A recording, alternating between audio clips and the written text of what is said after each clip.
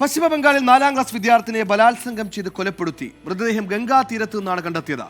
സംഭവത്തിൽ നാട്ടുകാരുടെ പ്രതിഷേധം അക്രമാസക്തമായി. പ്രദേശത്ത് പോലീസ് ഔട്ട് പോസ്റ്റിന് നാട്ടുകാർ തീവച്ചു. പ്രതിഷേധവുമായി BJPയും CPIയും രംഗത്തുണ്ട്. അതേസമയം സംഭവവുമായി ബന്ധപ്പെട്ട ഒരാൾ കസ്റ്റഡിയിലുണ്ടെന്ന സൂചനയും വരുന്നു.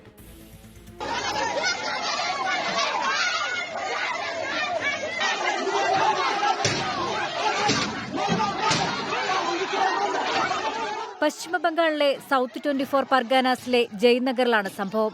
ഇന്നലെ വൈകിട്ട് ട്യൂഷൻ കഴിഞ്ഞു മടങ്ങിയ 9 വയസ്സുകാരി വീട്ടിലെത്തിയില്ല. കുട്ടിയെ കാണാതായതായി രാത്രി 9 മണിയോടെ വീട്ടുകാർ പോലീസിൽ പരാതി നൽകിയിരുന്നു. ഇന്ന് രാവിലെ പെൺകുട്ടിയുടെ വീട്ടിൽ നിന്നും 1 കിലോമീറ്റർ അകലെ മഹിസ്മാരിയിൽ ഗംഗാതീരത്തു നിന്നും മൃതദേഹം കണ്ടെത്തി. കുട്ടിയെ ബലാത്സംഗത്തിനിരയാക്കി കൊലപ്പെടുത്തിയതാണെന്നും പോലീസിന്റെ ഭാഗത്തുനിന്നും അനാസ്ഥയുണ്ടായെന്നും ആരോപിച്ച് നാട്ടുകാരുടെ നേതൃത്വത്തിൽ പ്രതിഷേധിച്ചു. രോഷാകുലരായ നാട്ടുകാർ മഹിസ്മാരി പോലീസ് ഔട്ട്പോസ്റ്റ് അടിച്ചു തകർത്തു. പോലീസ് വാഹനങ്ങൾക്ക് തീയിട്ടു.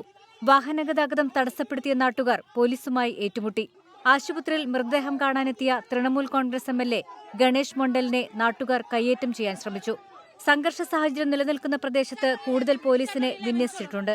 എന്നാൽ പരാതി ലഭിച്ചയുടൻ അന്വേഷണം ആരംഭിച്ചതായും ഒരാളെ അറസ്റ്റ് ചെയ്തതായും പോലീസ് അറിയിച്ചു. BJP നേതാവ് അഗ്നിമിത്രപാലും CPM നേതാവ് മീനാക്ഷി മുഖർജിയും ജയനഗറിലെ ആശുപത്രിക്ക് പുറത്ത് പ്രതിഷേധ പ്രകടനം നടത്തി. 24 ഡൽഹി.